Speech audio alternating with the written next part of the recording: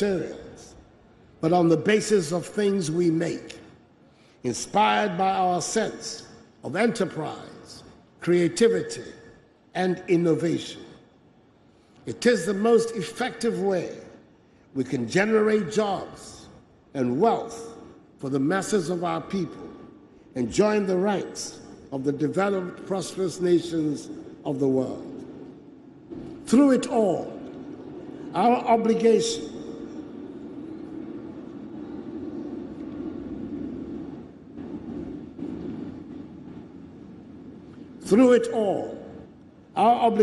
to the unity and integration of the region and continent remains intact in pursuit of our historic Pan-African vocation.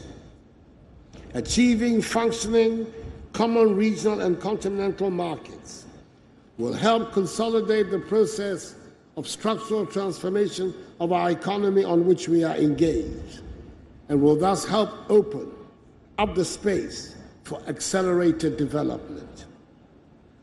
Our goal has to be constant: to fulfill the hopes and aspirations of Ghanaians who yearn for improvements in their living standards, in conditions of peace, security, and solidarity, and to put Ghana onto the path to sustained progress and prosperity.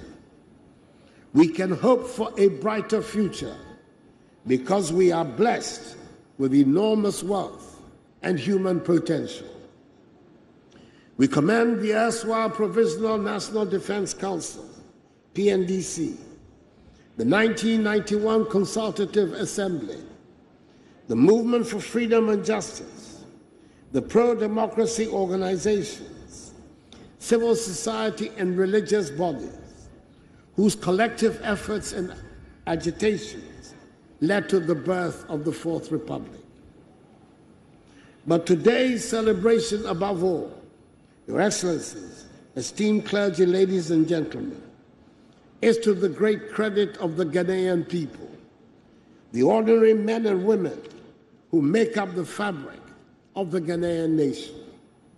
25 years ago, the Ghanaian people resolved to build under God a united nation grounded in democratic values and the rule of law. We have gone a long way towards realizing it, and I'm confident that with a spirit of reconciliation, fairness, integrity, and hard work, the best days of Mother Ghana lie ahead of us. Together, we are laying the platform for the evolution of a new Ghanaian civilization, which will give true meaning to the foundational values of freedom and justice on which our nation was conceived. Long live the Fourth Republic. Long may it flourish. Thank you, and may God bless us all and our homeland Ghana, and make her great and strong. So you just heard the President of the Republic, Nana Addo Dankwa Akufo-Addo, who addressed the gathering, and I'll just run you through the highlights of his speech. He talked about the fact that we've made some gains over the last 25 years, talking about media freedom, respect for individual liberties. We have a deepened democracy, among others. He talked about the peaceful transfer of power, particularly during elections, and that even with disagreement over election results, we resorted to the courts and not hit the streets. He talked about the challenges still facing the country as well. Eradicating widespread poverty is one of them. It's a major one, which we have already been talking about. Now, he says that we still continue to face challenges such as chieftaincy conflicts, land conflicts, vigilantism, and corruption in public office, among others. And he stressed the need for the country to add value to its raw materials in order to improve the lot of Ghanaians generally. He says, our goal, and I'm going to quote him on this, our goal has to be constant to fulfill the aspirations of Ghanaians and put Ghana on the path of progressive, sustained progress. So he ended by saying that there are better days ahead of us and that we all need to put our shoulders to the wheel. Do you think that, Haruna, this speech was very nationalistic? Very nationalistic and very inspirational. And I particularly, I am inspired by this speech, especially when he talks about unism. There is no country without unity that can progress. And for that, I applaud him for that particular speech. Yeah. Now, you know, he also commended the PNDC, of course, the Consultative Assembly, civil society, and religious bodies whose collective effort, he said, led to where we are now, the birth of the Fourth Republic, and indeed where we are now. There are many who may be surprised by the fact that he mentioned the PNDC because it's not usually perceived, you know, on a in positive light. Yes, PNDC came in the picture as a result of how, you know, we transgress from, you know, PNDC into democracy. Because having at the back of our minds where we were before PNDC, and then from PNDC into democracy. And so when you take the history down the lane, you'll agree with him, as he said, His Excellency, that PNDC need to be applauded because they were the custodians of the law. They were the custodians of everybody in this country, making sure that we transgress from PNDC into democracy.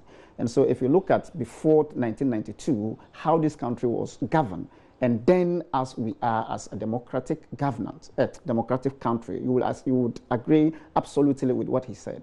Because if then the former President Rawlings, if he had said, look, I am not going to abide, I am not going to agree for anybody to say, look, let's go to, or let's agree, we all come to democracy.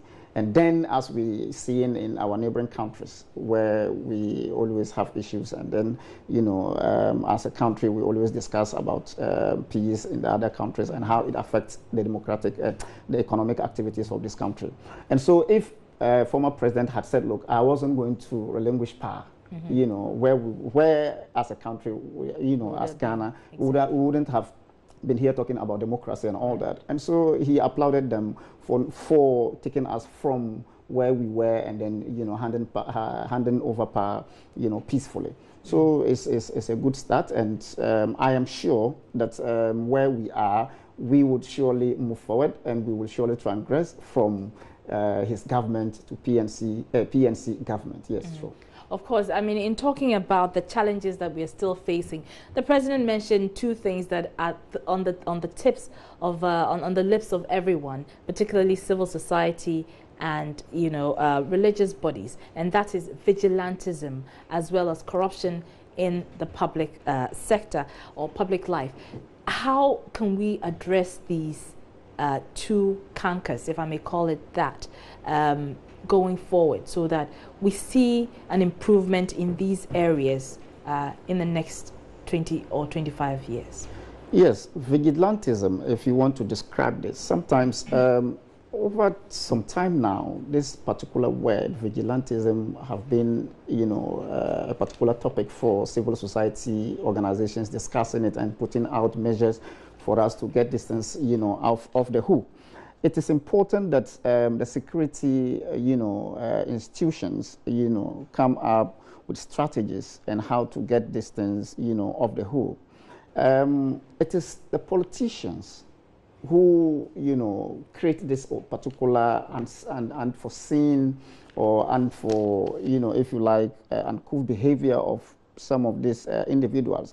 You would agree that when people want to take opportunity, they would want to associate themselves with anyone in power. And so if the security institutions are not up and doing, and then would always say, look, these are the politicians, and would always abide by whatever they say. And if you get somebody, you know, violating the regulations or the rules, you know, get punished.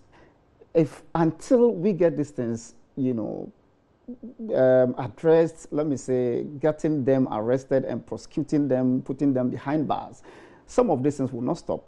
Because when you arrest a politician, I say a politician because a vigilante or a bodyguard of a politician is a politician. I always say this because when he is arrested, the best person to call for his release is a politician.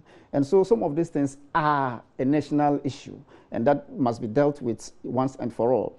If you recall, this recent past, the Delta Force issue, where are they today as we speak?